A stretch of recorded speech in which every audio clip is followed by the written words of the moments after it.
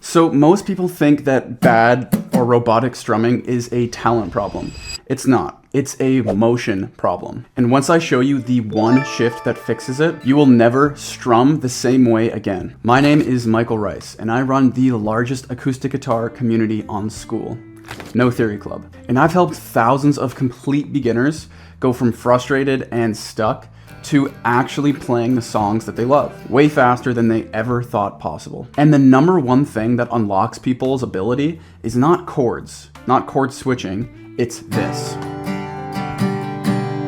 And that's where you're headed by the end of this video. But here's why most people never get there. They learn strumming like this. Okay, it's down, down, up, up, down, up. And they sit there trying to count it out, looking at a strumming pattern and playing a chord while it sounds completely robotic. And the most frustrating part is you practice it more and more and more, and it doesn't get better. It just stays rigid. And this is the part that no one's talking about. All right, so in this video, I'm gonna give you a 3-step framework that takes you from stiff, robotic, down, down, up strumming to sounding like you've been playing for years. And the crazy part is you don't need to memorize a single strumming pattern to do it. And stick around, because later I'm going to show you the drill that unlocks literally every strumming pattern, and it takes about 30 seconds to understand. All right, so I want you to think about the last time you tried to strum a song. Maybe you looked up the strumming pattern and you practice it slowly, like it's a down, down, up, down, up, right? Maybe you got it decent, but the second you tried to add a chord or chord switches, everything fell apart. Or maybe it sounded fine, but you just didn't feel like natural, like you were executing a sequence of moves instead of actually playing music. And that's not a you problem, that's a method problem. But it makes total sense because the way strumming gets taught is completely backwards. All right, so here's how we're gonna fix it. 3 things. Number 1, the motion. We're gonna understand what actual strumming looks and feels like at the physical level. Number 2 is the internal clock. Think of this like a core skill, building rhythm as a muscle, not a pattern that you memorize. Number 3, the subtraction method. This is how you go from that internal clock to playing any song, any pattern, without ever having to look up one of these again. But having all these 3 things together, that's the whole game. So let's get into it. All right, so here is the one thing that I want you to really sit with for a second. Think about a really great rhythm guitarist, maybe a performer. Watch their strumming hand.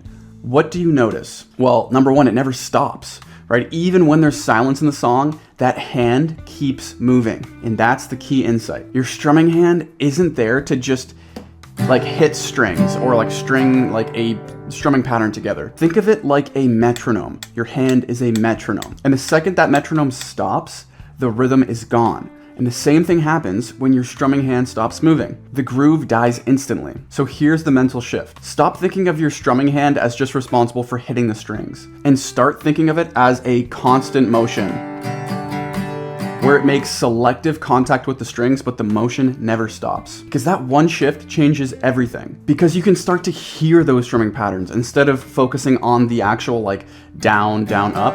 You can feel it, and you can understand that every pattern lives inside that motion. And that motion is just simply down, up, down, up, down, up, down, up, down, up consistently. That's it. And here's a way to show you what I mean. Take your hand, your strumming hand, maybe it's your right, maybe it's your left, and just drop it limp, right? Just like there's nothing there holding it up. And then just start flicking it, right? Like you're trying to flick a piece of food off it or something. That loose, consistent motion is what we're going for, right?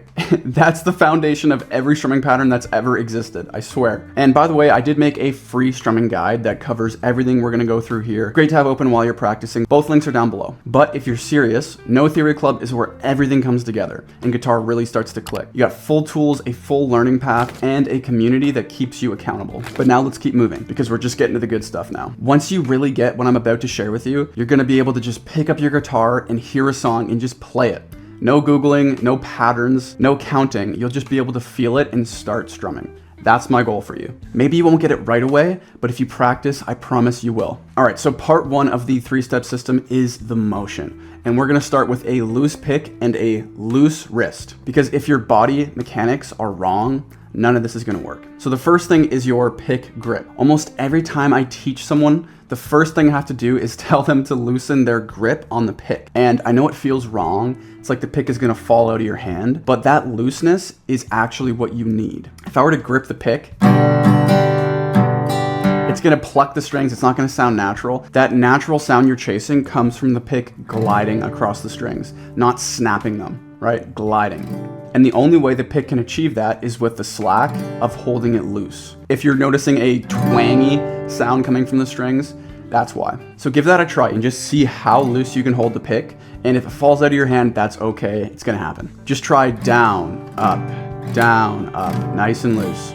The second thing is your wrist, right? Most people think that strumming is like this from the elbow, but the majority of that strumming comes from the rotation of the wrist. A rotation with a small elbow movement. That's what we're going for, right? Just like that flicking motion that I showed you earlier. That's it. All right, so we have loose pick, loose wrist. That's the first part. I mean, that alone will immediately change how good you sound. But now let's talk about the internal clock. And this is all about rhythm, because this is the engine underneath everything. So stop thinking of your strumming hand as something that just hits the string at the right time. Start thinking of it as a metronome, and its job is just to keep that beat, like a drummer, right? A drummer has two sticks, and you have two directions, down, up. And building rhythm is just learning to use those directions effectively. So every song has what's called a BPM, beats per minute, the speed of your pulse. And your job is to find that pulse and lock it in. So here's the internal clock drill. If you do this every single day, your rhythm will transform. All right, so first things first, you're gonna wanna grab a metronome.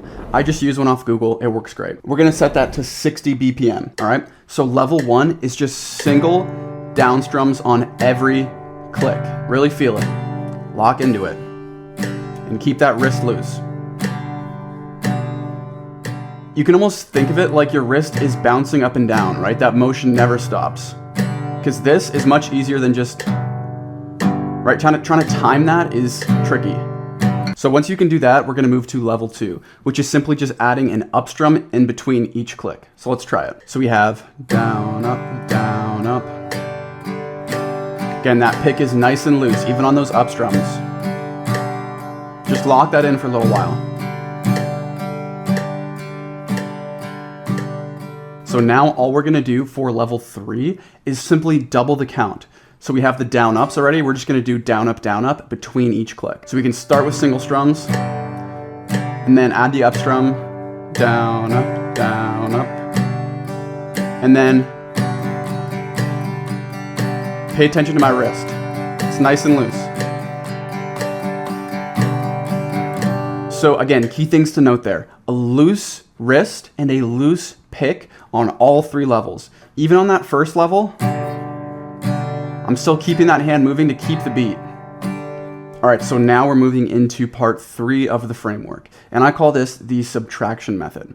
So take that same constant motion from level 3 of down, up, down, up, down, up, down, up, down, up, down, up, and your hand never stops again. Now watch what happens if I just don't hit certain strings on that beat, right? So we have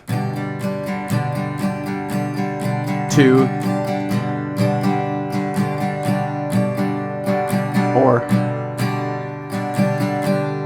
or even,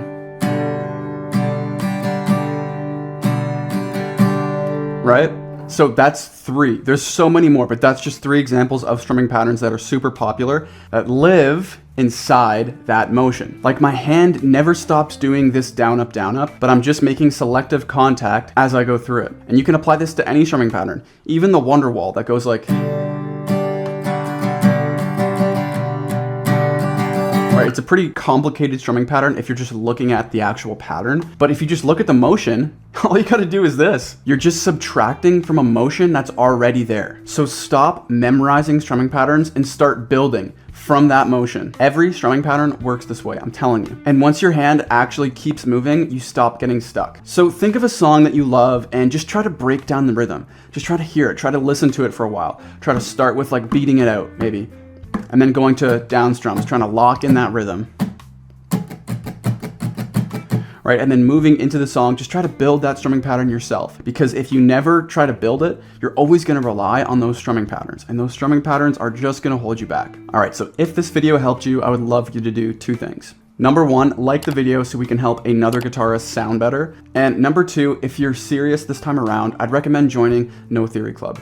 I go super deep on the big things that make a huge difference for you in the beginning so you can sound natural way faster. Stuff like chords, chord switching, and strumming, just like we did in this video. I mean, there's thousands of guitarists in there that thought they could never play, and now they're strumming a full song. And remember, rhythm is a skill, and once it clicks, everything clicks. See you guys in the next one.